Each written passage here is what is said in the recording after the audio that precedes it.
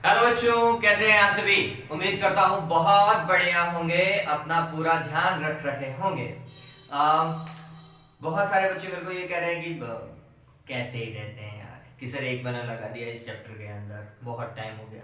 अरे भैया टाइम हो गया तो मैंने इसके अंदर 24 लेक्चर अपलोड भी किए हैं उस एक महीने के अंदर, ठीक है। और मैं मेरी पूरी कोशिश करता हूँ कि सही चीज सही अमाउंट में आप तक डिलीवर हो पाए, ना थोड़ी सी ज्यादा ना थोड़ी सी कम, एक एग्जैक्ट चीज जो आप तक सही तरीके से पहुंच पाए, जिसे आप अपनी कॉपी में आराम से लिख पाए और एग्जाम में अच्छे तरीके से अगले टीचर को समझा पाए, ठीक है। इसी कोशिश के अंदर टाइम लग जाता है बच्चों। और थोड़ा सा मैंने अपने आप को इसलिए भी डिले किया क्योंकि जब पता चला कि एग्जाम मई के अंदर शिफ्ट हो गया है तो फिर फरवरी मार्च अप्रैल ये 3 महीने क्या करोगे आप। रिवीजन करेंगे, नो डाउट करने ही वाले हैं, लेकिन आपका कोर्स फिर मैंने उसी हिसाब से कर दिया कि हाँ ट्रांजिस्टर एक पार्ट ऐसा था, सेमीकंडक्टर एक पार्ट ऐसा था जिसे समझने की ज़्यादा आवश्यकता है। बहुत सारे बच्चे मेरे को ये भी मैसेज करके भेज देते हैं कि सर ये चैप्टर ही नहीं समझ में आया। भैया ट्राई कितनी बार किया आपने, कितनी बार ट्राई किया। जब कोई बच्चा चलना सीखता है ना तो वो बहुत बार गिरता है बच्चों, लेकिन बहुत बार गिरने के बाद में ही वो अच्छे से चल पाता है। आपने किसी ऐसे बच्चे को नहीं देखा होगा जो बिना गिरे ही चलना सीख गया, नहीं भैया पॉसिबल ही नहीं है।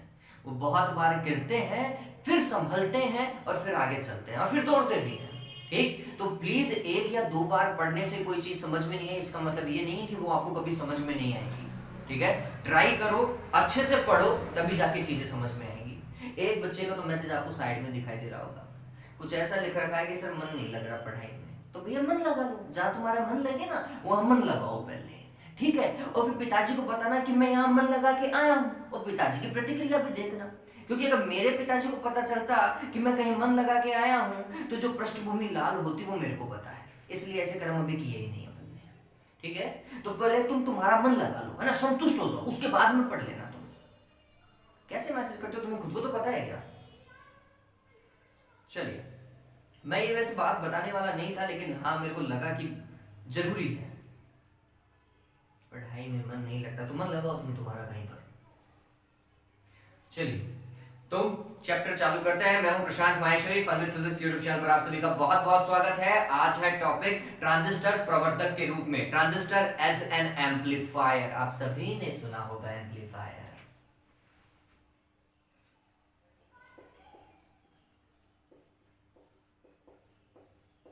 ट्रांजिस्टर प्रवर्धक के रूप में,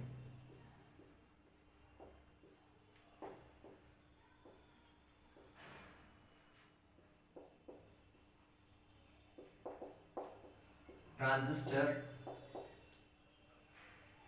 एज एन एम्पलीफायर।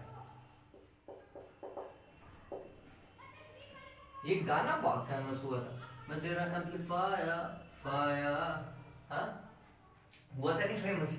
चलो ऑलराइट, वो क्या चीज है एम्पलीफायर, आप सभी को पता है। हमारे घरों में स्पीकर लगे हुए हैं, घरों में मतलब हमारे सभी के पास में स्पीकर सिस्टम होगा। ऐसा कोई भी नहीं है जिसके घर में स्पीकर नहीं होगा, चाहे छोटा हो चाहे बड़ा हो। लेकिन छोटे छोटे स्पीकर, आज ब्लूटूथ स्पीकर लगभग लगभग सभी के पास में मिल ही जाते हैं। वो क्या करता है बच्चों, उसमें आपने क्या किया बच्चों, ठीक। तो अगर मैं नॉर्मल एक बेसिक सिस्टम की बात करूं तो क्या होता है, हमारे पास में फोन होता है या फिर कोई भी एक डिवाइस होता है, ठीक। उस फोन से एक केबल जाती है किस तक, तो हम बोलते हैं हमारे स्पीकर के इनपुट पॉइंट तक जाती है, वो केबल उस तक गई, ठीक है। और वो स्पीकर पावर सप्लाई से तो कनेक्टेड है। अब हमने क्या किया, हमारे फोन में कोई भी सॉन्ग चलाया, ठीक। अगर उस सॉन्ग को हम हमारे ही फोन में सुनते तो उसकी शायद वॉइस इतनी तेज नहीं आती, ठीक है। लेकिन हमने हमारे फोन को कनेक्ट किया किससे, स्पीकर सिस्टम से। जैसे ही हमने सॉन्ग को प्ले किया, स्पीकर से आवाज बहुत तेजी से आने लगी। यहाँ से आवाज इनपुट सिग्नल लो था क्योंकि आपके फोन का खुद का सिस्टम भी लो था, ठीक है। तो आपका इनपुट सिग्नल देखा जाए तो लो है, ठीक है। लो मतलब उसका एम्पलीट्यूड कम है, उसका आयाम कम है। लेकिन स्पीकर से जो सिग्नल निकल रहा है जिसका साउंड बहुत ज्यादा है, ठीक, उसका आयाम बहुत ज्यादा है, उसका एम्पलीट्यूड बहुत ज्यादा है। तो क्या हुआ वहां स्पीकर में, आंसर है एम्पलीफिकेशन, प्रवर्धन। क्या हुआ वहां, प्रवर्धन। जब आप निवेशी सिग्नल के आयाम में क्या कर देते हैं, वृद्धि कर देते हैं, उसके आकार में परिवर्तन नहीं कर रहे। उसकी आवृत्ति में परिवर्तन नहीं कर रहे, आपने सिर्फ और सिर्फ उसके आयाम को क्या कर दिया, प्रवर्धित कर दिया, बढ़ा दिया। ये जो प्रक्रिया है बच्चों, इसे प्रवर्धन बोलते हैं। ठीक है, और प्रवर्धन जिस युक्ति के द्वारा किया जाता है वो युक्ति क्या कहलाती है, प्रवर्धक एम्पलीफायर। ठीक है, ये एक सक्रिय इलेक्ट्रॉनिक युक्ति है। इलेक्ट्रॉनिक है क्योंकि हम ट्रांजिस्टर की सहायता से बनाएंगे। ठीक है, और ट्रांजिस्टर एक इलेक्ट्रॉनिक युक्ति है। ठीक है, तो ये बात समझ में आई कि जब आपके पास में निवेशी सिग्नल का आयाम कम होता है और आपको अधिक आयाम का सिग्नल चाहिए, तो निवेशी कम आयाम के सिग्नल को अधिक आयाम के सिग्नल में परिवर्तित करने की जो प्रक्रिया है वो वास्तविकता में प्रवर्धन है। ठीक है, और इस प्रवर्धन के लिए जिस युक्ति का हमने उपयोग किया वह युक्ति, वह डिवाइस जो है वो क्या है बच्चों, प्रवर्धक। ठीक है, आज हम ट्रांजिस्टर एज एन एम्पलीफायर पढ़ेंगे कि किसी ट्रांजिस्टर को, ये मतलब ट्रांजिस्टर की सहायता से एम्पलीफायर कैसे बनाया जा सकता है। जो सर्किट डायग्राम है वो मैं एनसीईआरटी बुक का ज्यादा यूज करने की कोशिश करूंगा क्योंकि वो बिल्कुल एग्जैक्ट और ज्यादा सही है कंपैरेटिवली। ठीक है, लेकिन अगर कोई आरबीएससी वाला भी यूज करता है तो भी कोई दिक्कत नहीं है, मैं दोनों से ही समझाऊंगा। वैसे तो एग्जाम में क्वेश्चन क्या आता है, तो एग्जाम में क्वेश्चन आता है कि प्रवर्धन से क्या आशय है या फिर प्रवर्धक से क्या आशय है।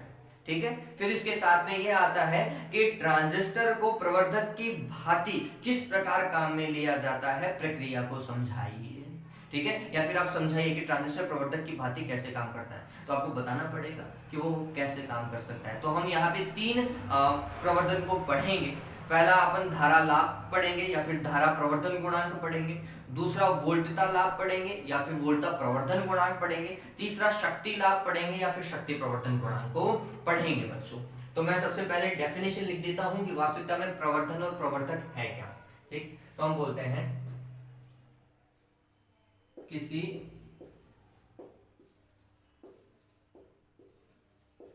कम आयाम के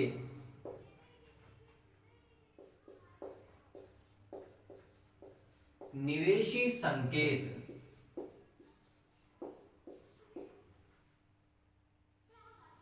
के आयाम में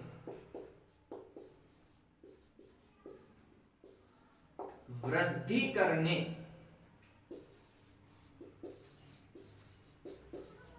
की प्रक्रिया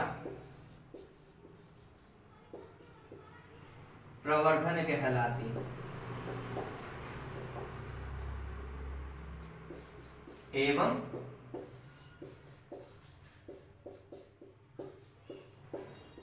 प्रवर्धन हेतु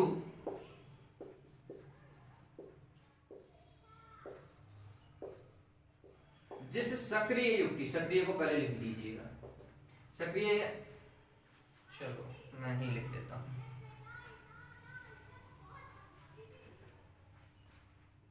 जिस सक्रिय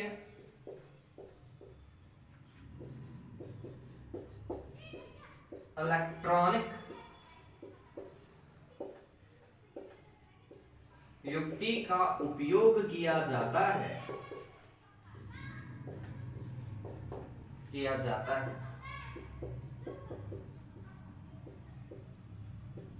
उसे प्रवर्धक कहते हैं। तो अगर मैं बेसिक समझूं तो प्रवर्धक ऐसा कोई भी एक सर्किट होगा, है ना, ये प्रवर्धक होगा, एम्पलीफायर होगा, और इसमें कोई ना कोई इनपुट सिग्नल आ रहा होगा। ये ऐसा कोई प्रतिरोध लगा दो और यहाँ पे कोई इनपुट सिग्नल, और ये वेरिएबल इनपुट सिग्नल होगा, मतलब एसी सप्लाई होगी, प्रत्यावर्ती सप्लाई होगी। ये बात ध्यान में रखना, जिस सिग्नल का हमें क्या करना होता है, प्रवर्धन करना होता है, वो वास्तविकता में एक नियत आयाम का नहीं होता, उसका आयाम लगातार खुद भी क्या होता रहता है, चेंज होता रहता है। तो प्रत्यावर्ती संकेत है। ठीक, तो ये वी प्रत्यावर्ती संकेत हो गया आपके पास में, ये कोई प्रतिरोध हो गया इनपुट का। ठीक है, आर आई लिखा है मैंने। तो यहां पर जो निर्गत में जो प्रतिरोध लगा हुआ है, जिसे लोड प्रतिरोध बोलते हैं, आर एल, ठीक है, यहां पर हमें क्या प्राप्त होगा, वी नॉट प्राप्त होगा। ये निवेशी संकेत वी आई कैसा है, तो हम बोलते हैं ये कम आयाम का सिग्नल है, ऐसा, इसका आयाम कम है, ये वी आई है। लेकिन जब निर्गत संकेत हमने देखा तो इसका आयाम बहुत ज्यादा था। ठीक है, ये आयाम इसका बहुत ज्यादा है, ये वी नॉट आप लिख सकते हैं। ठीक, फिर हमें ये और पता होना चाहिए कि इस प्रवर्धन की प्रक्रिया के अंदर हम सिर्फ आयाम में ही परिवर्तन कर रहे हैं, आवृत्ति से हमारा कोई लेना देना नहीं है। आवृत्ति नियत रहती है, मतलब जितनी पहले थी उतनी ही बाद में रहेगी, आवृत्ति में परिवर्तन नहीं करता प्रवर्धन। ठीक, तो ये लिखना बहुत जरूरी है कि प्रवर्धन में निवेशी संकेत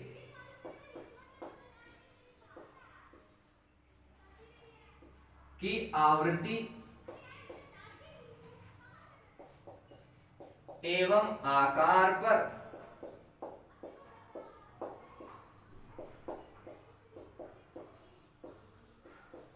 कोई प्रभाव नहीं पड़ता।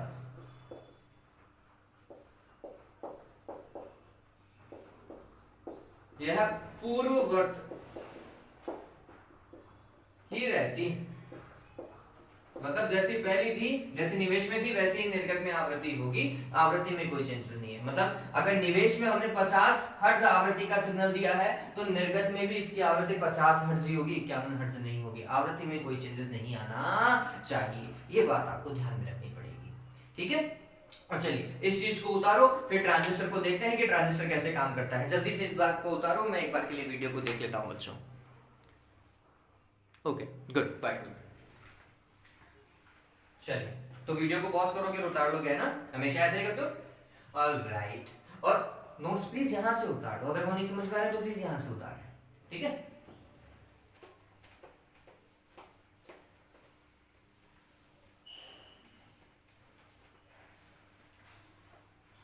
कई बार किताब को छापते समय जब ट्रांजिस्टर बनाया जाता है तो ट्रांजिस्टर बनाने में थोड़ी बहुत गलतियां हो जाती हैं। क्या होता है कि वो ट्रांजिस्टर में जो धारा की दिशा अपन प्रदर्शित करते हैं ना, इमीटर और बेस के बीच में, आधार और उत्सर्जक के बीच में, वो कई बार प्रिंटिंग में आ नहीं पाती। ठीक है, इस कारण वो ट्रांजिस्टर गलत बन जाता है। तो ये आप देखेंगे कि बहुत सारी किताबों के अंदर कई बार, हर जगह नहीं, कई बार ऐसा होता है कि ट्रांजिस्टर गलत बन जाता है। तो ये आपका फिर कॉमन सेंस होना चाहिए कि भैया प्रिंटिंग मिस्टेक हो सकती है। कुछ बच्चे बोलते हैं कि सर किताब भी गलत है, नहीं भैया किताब का है वो गलत है, प्रिंटिंग मिस्टेक हो गई भाई, हो जाती है ऐसे। चलिए अब हम पढ़ते हैं ट्रांजिस्टर एज एन एम्पलीफायर, और मैं आपको पीएनपी के लिए बता रहा हूँ, दोनों बता दूंगा मैं, एक बार के लिए एनपीएन के लिए भी बता दूंगा। ठीक है, देखिए सबसे पहले पीएनपी ट्रांजिस्टर को देखिए। ये ट्रांजिस्टर कुछ ऐसा बनेगा,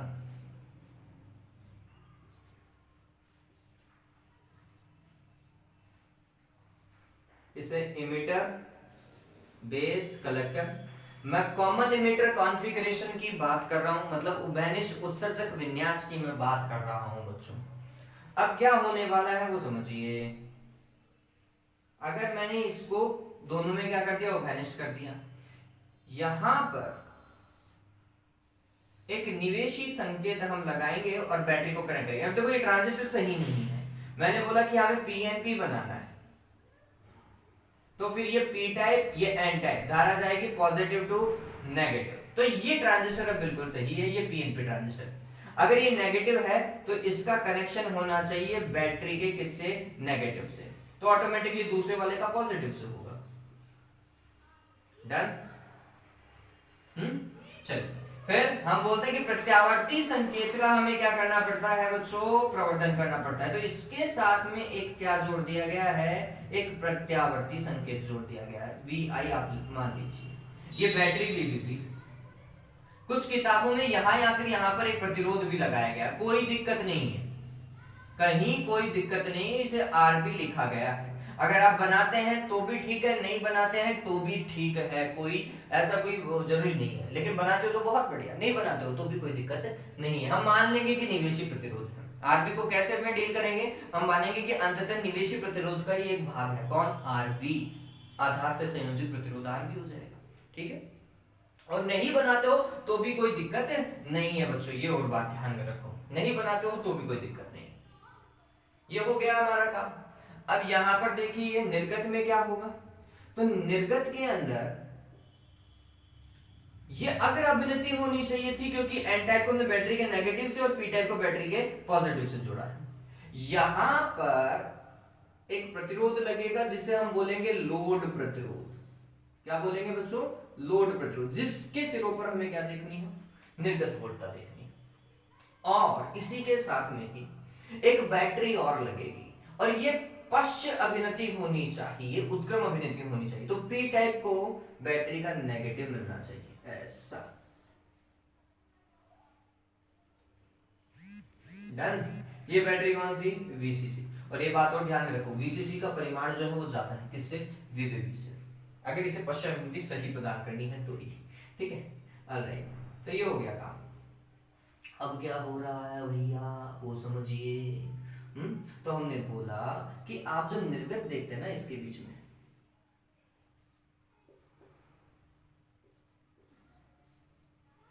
ये निवेशी है, ये वाला सिग्नल, और ये निर्गत संकेत यहां पर मिलेगा। तो हमें ये पता चलता है कि इस संकेत में और इस संकेत में थोड़ा बहुत अंतर है। क्या अंतर है? ये जो निवेशी संकेत है ये ऐसा जा रहा है, यू कुछ इस तरीके का, ये वी आई, जबकि आप निर्गत पे जब डील करते हैं तो ये उल्टा जाता है इसके जस्ट। आयाम में वृद्धि है नो डाउट, ये वी नॉट, समय इधर मान लीजिए घटे, ठीक, लेकिन ये उल्टा चलता है। अगर ये ऊपर की ओर जा रहा था तो ये नीचे की ओर जाएगा। 180 डिग्री का कालांतर देखने को मिलता है, ये बात ध्यान रखना। अगर कौन सा कॉन्फ़िगरेशन है? कॉमन एमिटर कॉन्फ़िगरेशन है, ध्यान रखिएगा। उभयनिष्ठ उत्सर्जक विन्यास के अंदर निवेश तथा निर्गत के मध्य 180 डिग्री का कालांतर होता है। निवेशी संकेत एवं निर्गत संकेत के मध्य 180 डिग्री का कालांतर होता, जबकि अगर ये उभयनिष्ठ आधार विन्यास होता ना, आधार वाला तो पता है, इसको हम उभयनिष्ठ कर देते हैं आधार को, तो फिर उनमें कालांतर शून्य होता। दोनों, अगर ये ऊपर जा रहा होता तो वो भी ऊपर ही जा रहा होता। ठीक है, अगर ये उभयनिष्ठ आधार विन्यास होता, लेकिन उभयनिष्ठ आधार विन्यास को हम यूज नहीं कर रहे। किसको यूज कर रहे हैं? उभयनिष्ठ उत्सर्जक विन्यास को यूज कर रहे हैं, क्योंकि इसके अंदर धारा प्रवर्धन ज्यादा होता है, वोल्टा प्रवर्धन भी अपेक्षाकृत ज्यादा होता है, शक्ति प्रवर्धन तो इसके साथ में बहुत शानदार होता है। ठीक है, तो ध्यान में रखिएगा। ये एक आपके पास में सर्किट बन गया है बच्चों, पता चला? धारा की दिशा ऐसा, ये तो होगी। अगर आईपी आ रही है ऐसा, तो ये आईपी ऐसा जाएगी और ये आईसी। डन, मेरे हिसाब से कोई दिक्कत ही नहीं होनी चाहिए। ओके, चलिए अब देखो क्या होने वाला है बच्चों। थोड़ा सा अगर मैं इसे सही और बनाने की कोशिश करूं वास्तविकता के अंदर, क्योंकि आपको ये निवेशी संकेत नापना है, कैसे नापोगे? तो यहाँ पर सीबीएसई में, मतलब एनसीईआरटी बुक में जो डायग्राम दे रखा है वो वाकई में बहुत अच्छा है, बहुत सही समझाया है। देखिए क्या हो रहा है यहाँ पर, ट्रांजिस्टर एनपीएन को यूज किया है, आप चाहे पीएनपी यूज करो चाहे एनपीएन यूज करो, उससे कोई फर्क नहीं पड़ेगा। मैं एनपीएन लिख लेता हूँ, ठीक है। यहाँ पर आरबीए प्रतिरोध लगा दिया है, आप चाहे नहीं लगाओ तो भी कोई दिक्कत नहीं है, मैंने आपको पहले ही बताया था। ठीक है, फिर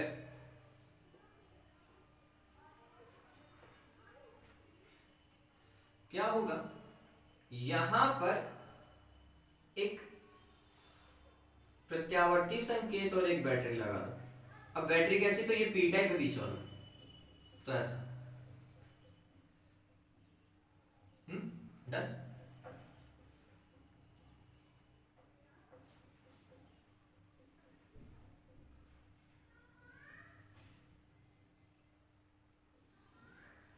ये पश्चिम नृत्य होना चाहिए या अग्रम नृत्य होना चाहिए? पश्चिम नृत्य के लिए एन टाइप है तो बैटरी का पॉजिटिव इधर।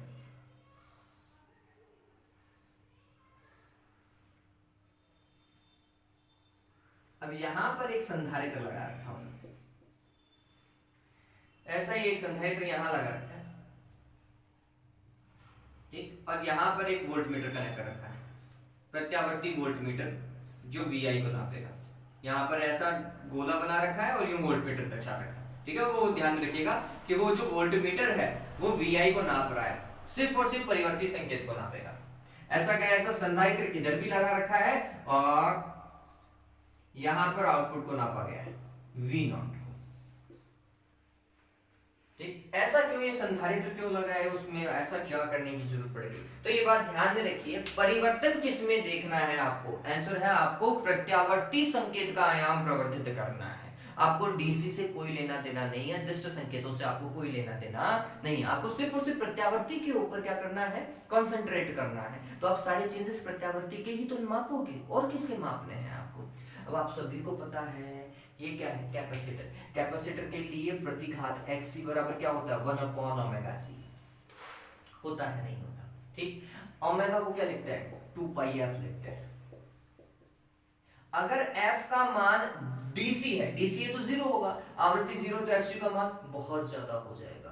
तो ये XC मतलब संधारित्र क्या करता है, संधारित्र क्या करता है, डीसी को ब्लॉक करता है, जाने ही नहीं देगा, और एसी को क्या करता है, पास करता है। आप लोगों को ये पता होना चाहिए, मैंने समझाया अभी था, ठीक। तो यहाँ पे ये जो वोल्टमीटर लगा है ये डीसी की वैल्यू को ना नापे, ये सिर्फ एसी को ही नापे, इसके लिए हमने क्या लगा दिया, संधारित्र। यहां से ये जो बैटरी का संकेत आएगा संधारित्र के पास में आता ही ब्लॉक, जाने नहीं देगा आगे, इस तरफ जाने नहीं देगा। ये सिर्फ किसको नापेगा, ये जो प्रत्यावर्ती संकेत है ना भैया जो आप दे रहे हो, इसी को ही नाप पाएगा। क्यों, क्योंकि प्रत्यावर्ती संकेत ही इससे क्या हो सकता था, पास हो सकता था, ठीक है। तो ये बात ध्यान में रखिएगा। ऐसा काम हमने यहां पर भी किया है, हमें प्रत्यावर्ती संकेत ही देखना है, ऐसा संकेत देखना है, कोई डीसी लेवल नहीं चेक करना, ठीक है।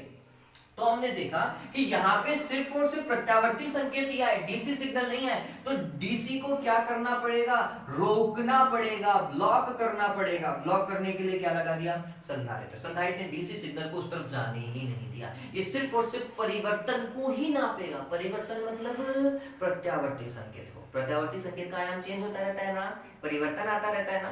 तो कुल मिलाकर के संधारित्र लगाने का मतलब सिर्फ और सिर्फ इतना था कि ये परिवर्तनों को नापे। निवेशी सिग्नल में जैसे जैसे परिवर्तन किया जाए वैसे वैसे निर्गत सिग्नल में कैसा परिवर्तन आ रहा है उन्हीं को ही नापे, ठीक है। परिवर्तनों को नापने के लिए, आवर्त सिग्नलों को नापने के लिए क्या लगाया गया है, यहाँ पे कैपेसिटर लगाया गया। किताबों में ये चीज नहीं लिखी हुई होती, ठीक है, ये ध्यान रखिएगा। कोई अगर पूछ ले कि कैपेसिटर क्यों लगाया गया, ताकि डीसी को ब्लॉक कर सके, निर्गत सिर्फ और सिर्फ कैसा मिले, हमें एसी ही मापा जाए, ठीक। चलिए, अब मैंने आपको बताया था कि ये उल्टा मिलता है भैया, इन दोनों में 180 डिग्री का कालांतर होता है। क्यों, क्योंकि जब हम यहाँ पर VI समझते हैं, ठीक, VI के सापेक्ष में ये हमें नेगेटिव मिलता है। यहाँ पर अगर आप देखोगे ना बच्चों, तो ये ऐसा अगर मैं यूं लेके जाऊं धारा, ठीक, तो इन दोनों के बीच में अगर मेरे को पोटेंशियल ड्रॉप देखना होगा तो मैं ऐसा जाऊंगा यूं, ठीक। तो पॉजिटिव से निकले तो ये बैटरी VCC थी बच्चों, मैं इस डायग्राम को मिटा दूंगा, मैं उसी से काम करने वाला हूँ अभी, ठीक है। लेकिन ये डायग्राम बहुत सही है, अगर कोई ये बना के आ रहा है तो बहुत बढ़िया बच्चों, है ना। लेकिन बच्चे कैपेसिटर में उत्सुक हो जाते हैं, इसलिए नहीं बना रहा हूं मैं। वो उल्टा क्यों दर्शा रहा हूं उसका कारण बताता हूं मैं आपको, कि ये बैटरी VCC, ये प्रतिरोध लाइक सपोज करो लोड प्रतिरोध RL है, कुछ किताबों में इसे RC भी लिखा हुआ होता है, कुछ किताबें इसे RC भी लिखती हैं। RL और RC दोनों एक ही है, क्यों, क्योंकि C क्या है, ये यही तो था C, और ये क्या था, इमीटर था, ठीक। तो हमने बोला संग्राहक वाला प्रतिरोध है इसलिए इसे R से भी लिखा हुआ है, लोड प्रतिरोध है इसलिए किताबों ने इसने RL भी लिख रखा है, तो बात एक ही है। धारा कौन सी जा रही है, हमने बोला IC, ठीक है। तो क्या हुआ, तो यहां पर इन दोनों के बीच में अगर मेरे को विभवांतर देखना होता, V आउटपुट स्टैटिक नियत विभवांतर अगर मैं देखता तो मैं बोलता VCC माइनस, क्योंकि धारा प्लस से कहां की हो जाती, माइनस की, पॉजिटिव टू नेगेटिव जाती है, ठीक। तो हमने बोला माइनस IC इंटू RL, यही तो होता, ठीक। लेकिन ये संधारित्र किसको नापेगा, मात्र परिवर्तनों को, मतलब डेल V नॉट को, है ना। यहाँ पे ये परिवर्ती संकेत देंगे तो आउटपुट भी तो परिवर्ती होगा भैया, तो ये डेल V नॉट नापोगे, तो आपने क्या लिखना है, del VCC minus del ICR। चलिए अब समझते हैं डेल VCC क्या होगा भैया। VCC तो एक बैटरी है जिसका खुद का एक मान होगा, 5 volt, 10 volt, 30 volt, let's suppose करो 10 वोल्ट, ठीक है, या 20 वोल्ट, है ना। ये मान तो नियत है, ये मान तो बिल्कुल, अरे बैटरी है तो नियत वोल्टता क्यों देगी, तो ये वोल्टता में परिवर्तन कितना हुआ, बैटरी की वोल्टता में तो कोई परिवर्तन आया ही नहीं, तो इसका मतलब डेल VCC का मान वास्तविकता में कितना है, 0, बैटरी की वोल्टता में कोई परिवर्तन नहीं है। यहां पर हम आगे चले तो हमने बोला कि जैसे जैसे निवेशी संकेत की धारा बदलेगी वैसे वैसे निर्गत संकेत की धारा भी क्या होगी, बदलेगी। परिवर्तन किस में आएगा, IC में, डेल IC। क्या लोड प्रतिरोध में परिवर्तन आएगा, नहीं भैया, ये नियत माने, इसे बाहर लिखो RL। तो आपका डेल V नॉट अगर आप समझोगे ना बच्चों तो वो क्या होगा, माइनस का RL डेल IC, ये निवेशी संकेत होगा VI, और वो कौन सी होगी, धारा है IB। अरे आधार धारा ही तो है, ठीक है। और प्रतिरोध RB मान लो या फिर RI मान लो, ठीक है। तो निवेशी संकेत तो VI बराबर है IB इंटू RI, और निर्गत संकेत माइनस का RLI डेल I, ठीक है। अब गौर करो, एक प्लस का है एक माइनस का है, उल्टा चला नहीं चला, ये अगर प्लस का है तो ये माइनस का चलेगा, और ये अगर माइनस का है तो उसी समय ये प्लस का चलना है, ठीक है। तो एक बार ध्यान में रखिएगा कि इस V0 की जब हम इक्वेशन को समझते हैं ना, प्रत्यावर्ती संकेत वाले इक्वेशन को, तो हमें पता चलता है कि तो ऋणात्मक चल रहा है भैया, ठीक है, उल्टा चल रहा है ना। ये समझ में आया? तो ये चीज थोड़ी ध्यान में रखने लायक बात थी कि निवेशी संकेत और निर्गत संकेत के मध्य कालांतर क्या होता है, 180 होता है, ये चिन्ह बता रहा है माइनस, ठीक, ये ध्यान रखिएगा। All right. और प्रवर्धन कैसे हुआ, तो ज्यादा कुछ नहीं है, बहुत सिंपल सा टास्क है। ये समझिए बच्चों, निवेश में कौन सी धारा जा रही है, ये एम्पियर है तो IB ऐसे जाएगी। निवेश में कौन सी धारा है, IB, निवेश में धारा IB, जो कि किसमें होती है, माइक्रो एम्पियर में। निर्गत में कौन सी धारा बह रही है, आंसर है IC, किसमें होती है, मिली एम्पियर में। सोचो आपने माइक्रो एम्पियर को कन्वर्ट कर दिया किसमें, मिली एम्पियर में, ठीक है। अपने आप ही क्या हो गया, प्रवर्धन हो गया। हुआ नहीं हुआ, 1000 गुना दिख रहा है, हालांकि 1000 गुना नहीं हुआ होगा, उससे बहुत कम हुआ होगा, 500 मान लो, 100 मान लो, 200 गुना हुआ होगा, ठीक है। लेकिन हुआ तो है ना, धारा में वृद्धि तो हुई है, कुछ ना कुछ तो हुई है, ठीक है। तो धारा में हमें क्या देखने को मिली, ऑटोमेटिकली वृद्धि देखने को मिली। इस प्रकार ये क्या करता है, प्रवर्धक की बातें कार्य करता है, ठीक है। चलिए, कुछ बच्चे बोलेंगे कि सर जब आप प्रत्यावर्ती संकेत को लगा ही रहे हैं तो फिर ये बैटरी लगाने की क्या आवश्यकता है आपको, ये डेल वीबीबी आपने, सॉरी वीबीबी क्यों लगा दी भैया, ये वाला जो है वो अग्रबाह्य स्थित भी तो रहना चाहिए हमेशा। ये संधि पीएन संधि क्या होनी चाहिए, हमेशा अग्रबाह्य स्थित रहनी चाहिए, क्योंकि हमें ट्रांजिस्टर को कौन से क्षेत्र में कार्य कराना है, सक्रिय क्षेत्र में कार्य कराना है। ये मैं आपको हर बार बोलता हुआ आया हूँ कि ट्रांजिस्टर को सक्रिय क्षेत्र में कार्य कराएंगे तभी वो एम्पलीफायर की तरह काम करेगा, प्रवर्धक की तरह काम करेगा। तो अब ये बैटरी हमेशा सक्रिय क्षेत्र में काम करे, सॉरी ये संधि हमेशा सक्रिय क्षेत्र में कार्य करे, इसके लिए जरूरी है कि आप एक नियत वोल्टेज सदैव इन दोनों के बीच में देते रहें, ठीक है। और वो नियत वोल्टेज बैटरी वीबीबी देती है, ताकि ये जो पीएन संधि है वो कौन से क्षेत्र में काम करे, सक्रिय क्षेत्र में काम करे। बात समझ में आई, इसलिए लगाया, नहीं तो नहीं लगाते भैया, ठीक है। तो ये बात समझ में आई, क्लियर हो गया, कोई दिक्कत नहीं आनी चाहिए, ठीक, थ्योरी में काम करें, चलिए।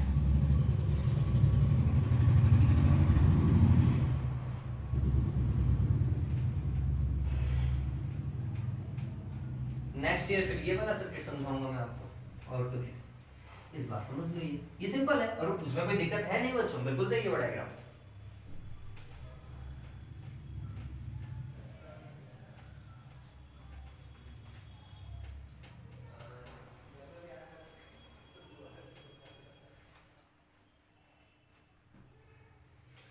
हाँ भाई,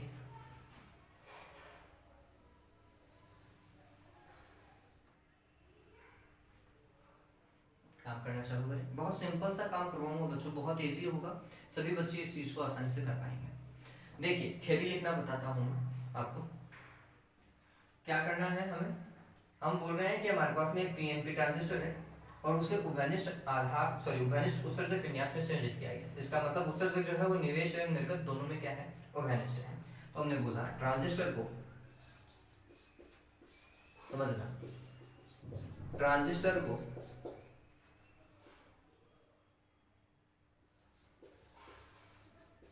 प्रवर्धक की भांति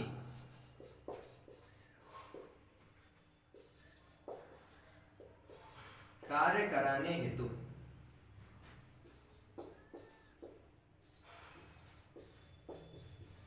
उभयनिष्ठ उत्सर्जक विन्यास का उपयोग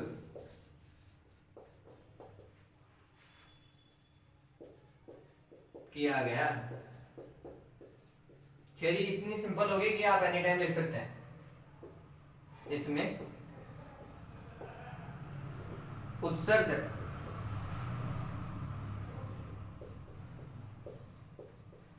निवेश तथा निर्गत दोनों में उभयनिष्ठ होता है।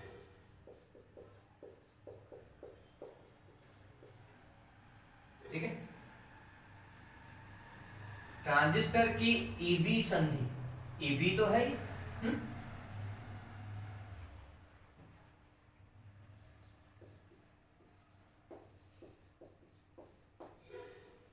ट्रांजिस्टर की ईबी संधि को हमें क्या रखना है बच्चों, अग्रपायसित करना है। ईबी संधि को अग्र अभिनत करने हेतु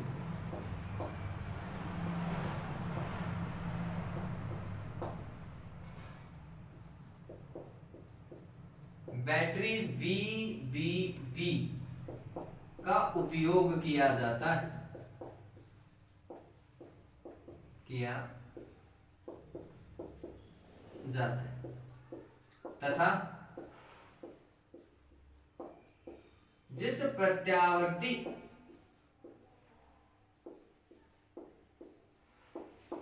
संकेत का प्रवर्धन करना होता है,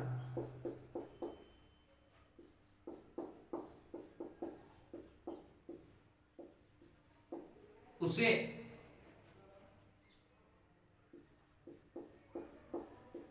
बैटरी VBB के श्रेणी क्रम में जोड़ा जाता है। ठीक है। हम निर्गत परिपथ की बात करते हैं। निर्गत परिपथ में संधि क्या है, सीई है, को पश्चवायसित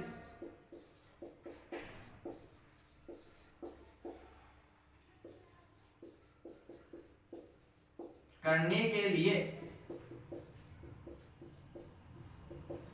बैटरी VCC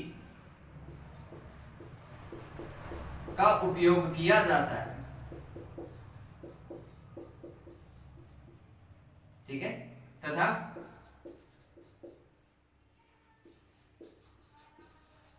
इसके श्रेणी क्रम में, VCC के श्रेणी क्रम में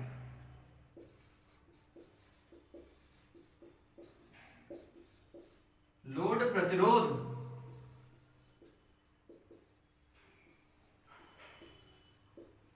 RL को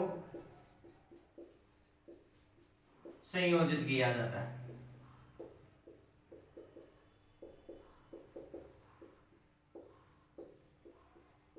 जिसके सिरों के मध्य निर्गत प्रवर्धित संकेत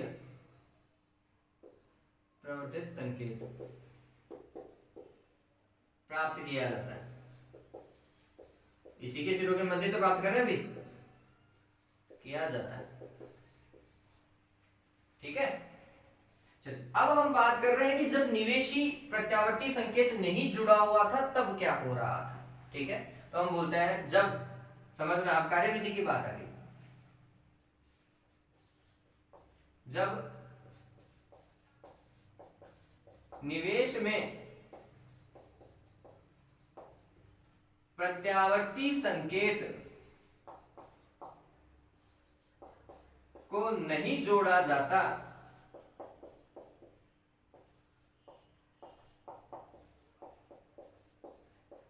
तब बैटरी VBB के कारण एक नियतमान की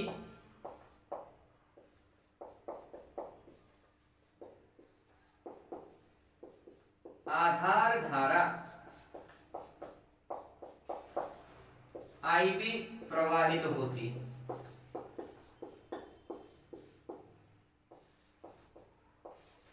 जिसके संगत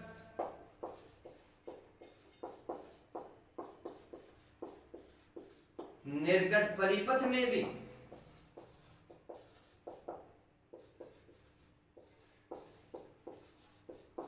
नियत मान की संग्राहक धारा क्या होती है बच्चों? प्रवाहित होती है। अब ये चीज हमें पहले से ही पता है कि भाई ट्रांजिस्टर करंट कंट्रोल डिवाइस है ना। अगर निवेश की धारा को चेंज करेंगे तो निर्गत का जो सिग्नल है वो चेंज हो जाएगा, निर्गत धारा भी क्या हो जाएगी? चेंज हो जाएगी। हम यही तो बोल रहे हैं कि हमने प्रारंभ में एक नियत निवेश दिया है। नियत निवेश मतलब नियत मान की आधार धारा प्रवाहित कराई। अगर निवेशी संकेत नियत है तो निर्गत संकेत भी हम क्या बता रहे हैं? नियत ही बता रहे हैं। ठीक है, तो हमने ये लिखा है कि उस जिसके संगत निर्गत परिपथ में भी नियत मान की संग्राहक धारा आईसी प्रवाहित होती है। अब हम नेक्स्ट स्टेप में क्या करेंगे? इस आईबी में परिवर्तन कराएंगे। आईबी में परिवर्तन कराएंगे तो आईसी में परिवर्तन आएगा। ठीक है, ध्यान में रखिएगा।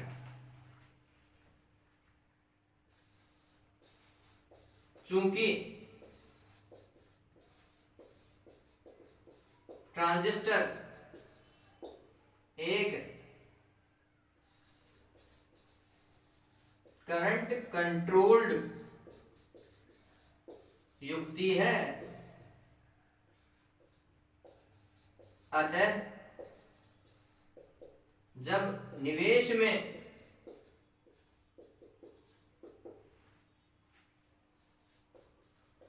प्रत्यावर्ती संकेत को जोड़ा जाता है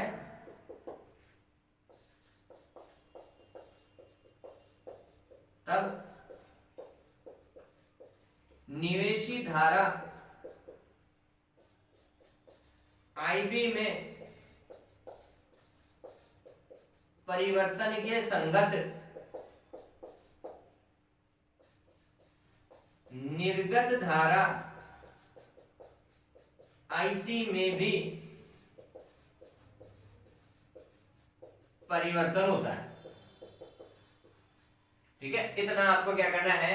थ्योरी में उतारना है। अब इसके बाद में छोटे छोटे से पॉइंट है, छोटे छोटे से डेरिवेशन है, छोटी सी क्या 2 लाइनें उतारनी है सभी के लिए, काम खत्म। ठीक है, तो जल्दी से वो चीज उतार लीजिएगा। धारा में कोई चूक नहीं होनी चाहिए। वो सिग्नल जैसा बता रखा है वैसा ही आपको शो करना है। बैटरी देख लीजिएगा क्वालिटी बिल्कुल सही है या नहीं है। ये अगर अभिनय तो होना चाहिए और ये पश्च अभिनय तो होना चाहिए। ठीक, आप यहाँ पे लिख सकते हैं हिंदी में थ्योरी में निवेशी प्रत्यावर्ती संकेत। ठीक है, निवेशी प्रत्यावर्ती संकेत आप लिख सकते हैं। ठीक, जल्दी से ये उतारो। मैं एक बार के लिए वीडियो को वापस से देख लेता हूँ। मेक इट फास्ट बच्चों।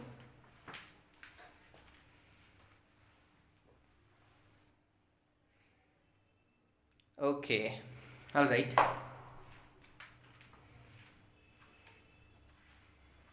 आज कोशिश करूंगा कि 2 वीडियो अपलोड हो जाए जिससे चैप्टर कंप्लीट। न्यूमेरिकल का वीडियो भी आ जाएगा आज ही, उम्मीद ऐसे ही कर रहा हूं। हाँ, हो गया ये। चलिए, तो अब हम काम करते हैं प्रवर्धन में। धारा प्रवर्धन, वोल्टा प्रवर्धन और शक्ति प्रवर्धन को देखेंगे। डन है? ओके।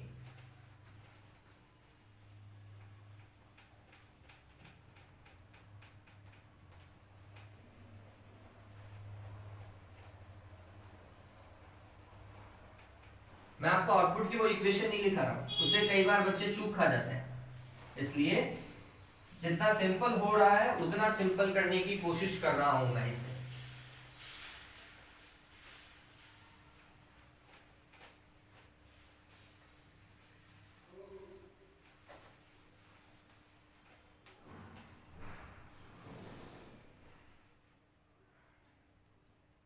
हाँ भाई, सबसे पहले अपन बात करते हैं धारा प्रवर्धन की। धारा प्रवर्धन गुणांक या फिर धारा लाभ भी जिसे कहा जाता है, धारा लाभ, करंट गेन या करंट एम्प्लीफिकेशन फैक्टर। ठीक है, अब ये क्या चीज है?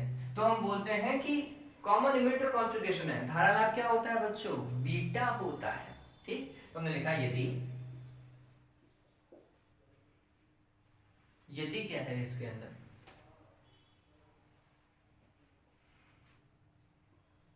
सीई विन्यास में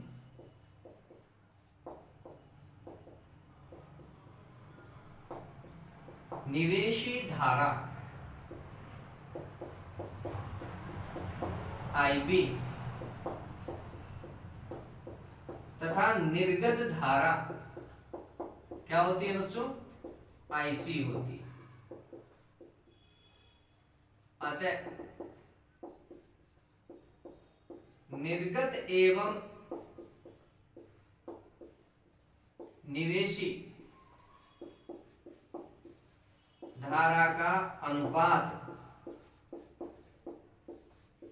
ही क्या कहलाता है, धारा लाभ कहलाता है।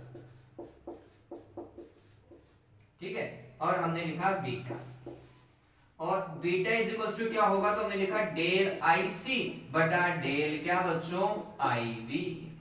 ये तो इनमें परिवर्तनों की तो बात कर रहे हैं, प्रत्यावर्ती संकेत है इसलिए परिवर्तनों की बात की जाएगी। ठीक है, तो ये बीटा हो गया, एवं बीटा का मान 1 से क्या होता है, ज्यादा होता है। इतना होता है तो काम कंप्लीट। ठीक है, अब इसके बाद में अपन देखेंगे क्या, वोल्टता प्रवर्धन गुणांक। मैंने आपको लास्ट टाइम भी बताया था बच्चों, निर्गत बटा निवेश करना है आपको हर बार, निर्गत का संकेत बटा निवेश का संकेत, सारे प्रवर्धन गुणांक मिल जाएंगे आपको। ठीक, इसे वोल्टता लाभ भी कह सकते हैं, वोल्टता लाभ, इसे वोल्टा लाभ भी बोलते हैं। ठीक है, वोल्टेज एम्प्लीफिकेशन फैक्टर या फिर वोल्टेज गेन। अब क्या होगा ये देखिए बच्चों, तो हमने देखना है वही निर्गत की वोल्टता और निवेश की वोल्टता का अनुपात, निर्गत एवं निवेशी वोल्टताओं का अनुपात ही क्या कहलाता है, वोल्टता प्रवर्धन गुणांक कहलाता है।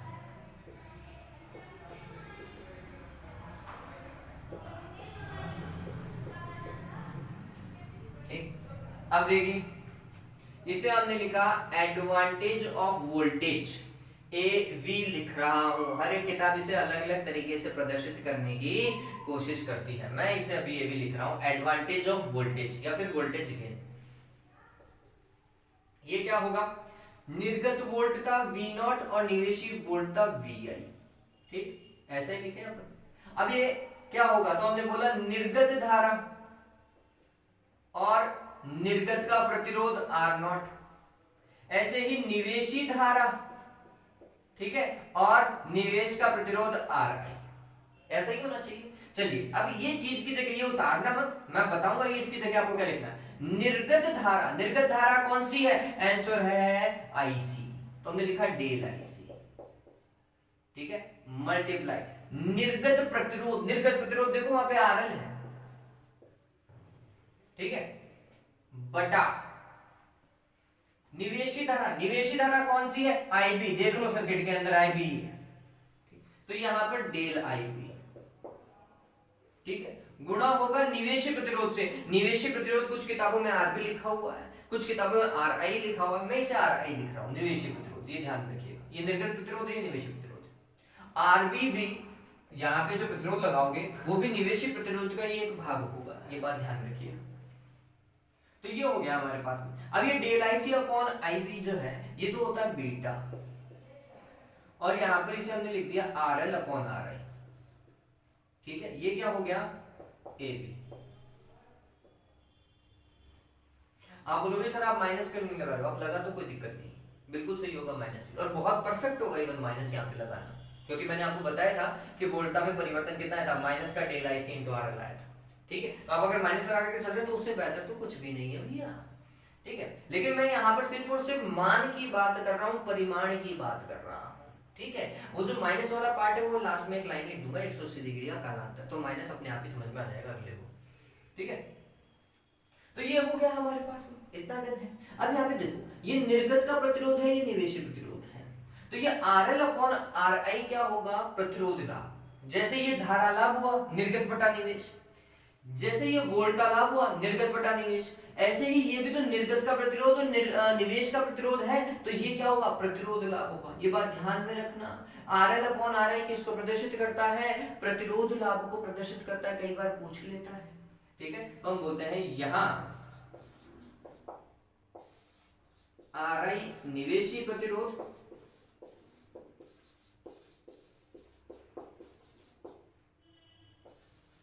RL निर्गत प्रतिरोध, जिसे संग्राहक प्रतिरोध भी बोलते हैं,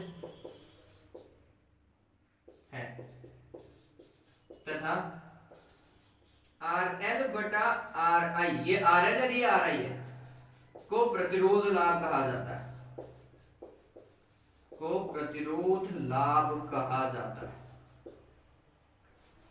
ठीक है, अब गौर कीजिए, धारा में तो लाभ दिखाई दे रहा था क्योंकि बीटा ज्यादा है, क्योंकि बीटा 1 से ज्यादा है इसलिए AB का मान भी 1 से ज्यादा है। अब हम लास्ट में बात करते हैं शक्ति लाभ की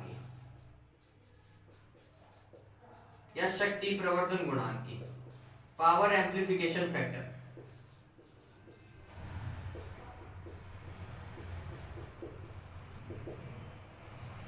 किसे प्रदर्शित करेंगे, तो देखो advantage of voltage, advantage of power.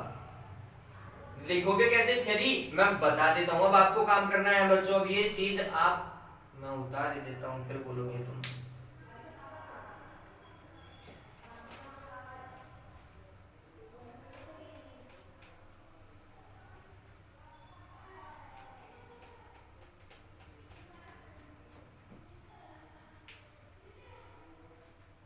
चलिए, तो थ्योरी देखिए, वही निर्गत शक्ति और निवेशी शक्ति का अनुपात क्या कहलाएगा, शक्ति प्रवर्धन गुणांक कहलाएगा।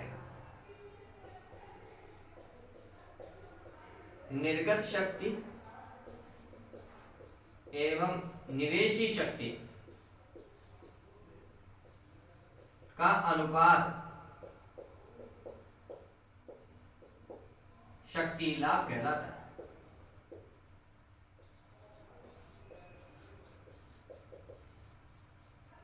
ठीक है, तो हमने लिखा एडवांटेज ऑफ पावर क्या होगा, तो निर्गत की शक्ति में परिवर्तन डिवाइडेड बाय निवेश की शक्ति में परिवर्तन, ऐसा कर सकते हैं। ठीक है, शक्ति क्या होता है वो समझने वाली बात है। तो शक्ति होता है धारा गुणा वोल्टा, तो यहाँ पे धारा में भी परिवर्तन देखो और वोल्टा में भी परिवर्तन देखो, ऐसा लिख सकता हूं, नहीं लिख सकता हूं। ठीक, ओके, ये मैं मिटाना भूल गया, वो लिखने की कोई आवश्यकता नहीं थी, वो सिर्फ समझाने के लिए बताया था मैंने आपको। यहां पर भी ये लिखने की आवश्यकता है नहीं। और ये निवेश की वोल्टता और निवेश की धारा में परिवर्तन। ठीक है, अब ये थोड़ा सा समझिए बच्चों, निवेशी वोल्टता वैसे अगर आपको पता हो बच्चों, अब इसको मैं लिखता यहाँ पे निर्गत वोल्टता, तो निर्गत वोल्टता कौन सी है, आंसर है VCE। अरे इन दोनों के बीच में तो निर्गत वोल्टता देखी जाएगी, VCE C और E के बीच में। ठीक, और निवेशी वोल्टता कौन सी है, तो हम बोलते हैं आधार और उत्सर्जक के बीच की जो वोल्टता वो निवेशी वोल्टता है, तो ये हो जाएगा डेल VBE। ठीक है, इसे ऐसा भी लिखा जा सकता है कि बिल्कुल परफेक्ट और बिल्कुल सही है बच्चों, क्योंकि निवेश आपको वैसे भी पता है, कॉमन इमीटर कॉन्फ़िगरेशन में निवेशी वोल्टता VBE होती है और निर्गत वोल्टता VC होती है, तो परिवर्तन भी तो होने का देखोगे। तो मैं यहां पर ये लिख सकता हूं, क्या भाई, डेल VCE बटा डेल VBE गुणा होगा, देखो डेल I नॉट और डेल II है ना, ये I नॉट और वाली ये केस, ये तो था, निर्गत धारा IC थी और निवेशी धारा IB थी, तो मैं इसे क्या लिख सकता हूं, डेल IC बटा डेल IB। अरे लिख सकता हूं क्या, निवेशी धारा तो IB और निर्गत धारा IC। अब ये वाली चीज क्या है, आंसर है AB, और ये वाली चीज क्या है, आंसर है बीटा। तो ये बात ध्यान में रखना, शक्ति लाभ क्या होता है, वोल्टा लाभ गुणा धारा लाभ। जिस तरीके से शक्ति होता है वोल्टता गुणा धारा, उसी तरीके से शक्ति लाभ क्या होता है, वोल्टा लाभ गुणा धारा लाभ। चलिए, वोल्टा लाभ है कितना, आंसर है बीटा RL बटा RI, और वो गुणा हो रहा है किससे, बीटा से। तो फाइनली क्या मिलेगा आपको, वो देखो, यहां पर बहुत इंटरेस्टिंग चीज है बच्चों हमारे लिए।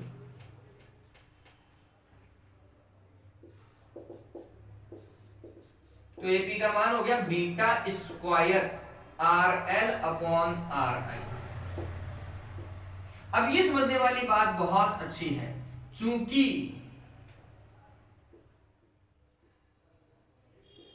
बीटा का मान 1 से बहुत ज्यादा है, इसलिए शक्ति लाभ का मान भी 1 से क्या होगा, बहुत ज्यादा होगा। एक सिंपल सा केस बताता हूं। मैंने आपको बताया था कि बीटा का मान सामान्यतः 20 से लेके 200 या 20 से लेके 400 के मध्य होता है सामान्यतः की अगर हम बात करें। तो लेट्स सपोज करो मरे से मरा 20 है, बीटा का मान मरे से मरा 20 है, तो 20 का स्क्वायर करो तो क्या हो गया 400। तो आप देखेंगे कि शक्ति जो है वो वास्तविकता में लगभग 400 गुना बढ़ जाती है अगर बीटा का मान 20 है तो। ठीक है, तो गौर कीजिए, दिया 1 था मिल रहा 400 है, दिया 2 था मिल रहा 800 है। शक्ति लाभ बहुत ज्यादा हो रहा है, नहीं हो रहा। ठीक, यही कारण है कि कॉमन एमिटर कॉन्फ़िगरेशन से सामान्यतः हम क्या बनाते हैं, एक शक्ति प्रवर्तक बनाते हैं। ये वास्तविकता में ये क्या है, एक शक्ति प्रवर्तक है बच्चों। धारा प्रवर्तन का काम भी कर रहा है, वोल्टा प्रवर्तन का भी काम कर रहा है, लेकिन शक्ति प्रवर्तन का काम तो बहुत ज्यादा कर रहा है, इसलिए इसका उपयोग किसमें किया जाता है, शक्ति प्रवर्तन में किया जाता है। तो अगर आपसे कोई पूछ भी ले कि शक्ति प्रवर्तन में कौन से ट्रांजिस्टर का उपयोग किया जाता है, या फिर कौन सी बाइसिंग का उपयोग किया जाता है, कॉमन एमिटर बाइसिंग का उपयोग किया जाता है, कॉमन एमिटर कॉन्फ़िगरेशन का उपयोग किया जाता है। ठीक है, तो ये ध्यान में रखिएगा, ये बहुत अच्छा पॉइंट है।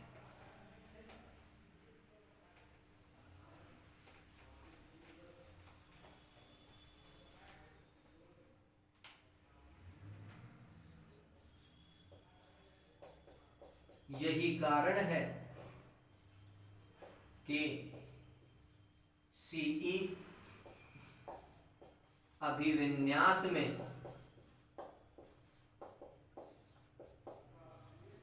ट्रांजिस्टर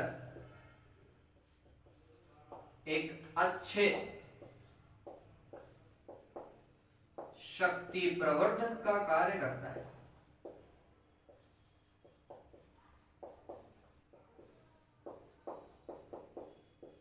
ठीक है, अब यहाँ पे नोट लगा करके एक चीज लिख लो जो हमने लिखी थी, इंपॉर्टेंट है भैया।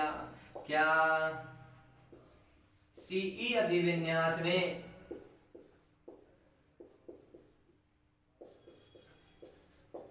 निवेशी एवं निर्गत संकेत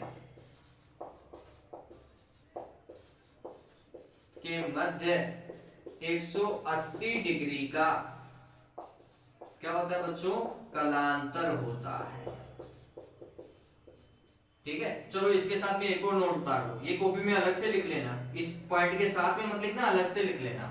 सीई की बात कर ली, सीसी की बात कर लेते हैं। सीसी अभिविन्यास में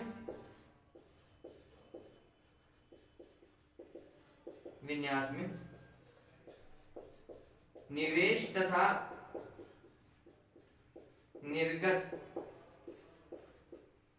के मध्य 0 डिग्री का कलांतर होता है, या शून्य कलांतर होता है, या वो समान कला में। 0 डिग्री का कलांतर मतलब समान कला, 180 डिग्री का कलांतर मतलब विपरीत कला में। ये पता है ना भैया, पता है ना। चलिए, तो इस तरीके से हम काम करेंगे। चलिए, तो ये प्रवर्तक बच्चों मेरे हिसाब से कंप्लीट हो चुका है। उम्मीद करता हूँ ये चीज समझ में आई होगी। बहुत सिंपल तरीके से मैंने आपको इसे कंप्लीट कराने की कोशिश करी है, तो देखते हैं शायद आपको समझ में आ जाए। ऑलराइट, आज के लिए बच्चों इतना ही। Have a good day, take care.